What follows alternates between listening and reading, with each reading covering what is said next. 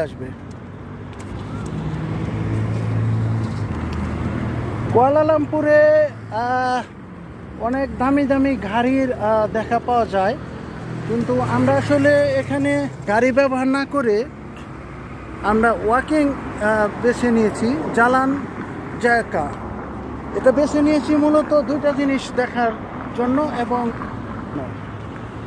আমি এখন আছি কুয়ালালামপুর টাইম স্কোয়ারের আশপাশে।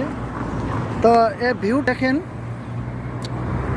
এটা হচ্ছে খাল আর এটা হচ্ছে রেল লাইন, উপরে দিয়ে রাস্তা।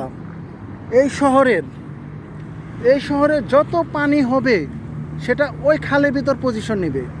খালটা এমনভাবে করা জানি পানিটা কোনোভাবে রাস্তায় না উঠে, অর্থাৎ রেল লাইনে উঠবে না বা ওই সাইডে রাস্তায় উঠবে না, এভাবে করা। এটা হচ্ছে ওয়াকিং স্টেজ।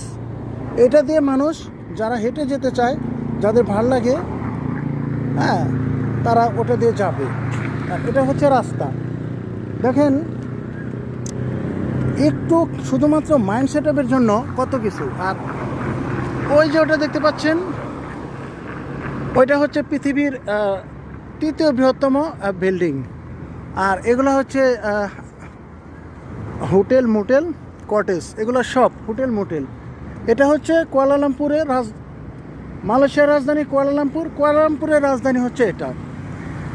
তো দেখতে বেশ চোখ জুড়ানো অবস্থা। এখানে চারপাশে দেখতে আসলে চোখ জুড়িয়েই যাচ্ছে।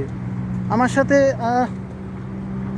যারা আছেন তারাও আসলে এই ভিডিওটা দেখতে পেরে, তারা আমার সাথে থাকতে পেরে খুব ভাল লাগছে ওনাদেরও, আমারও ওনাদের সাথে ভাল লাগছে।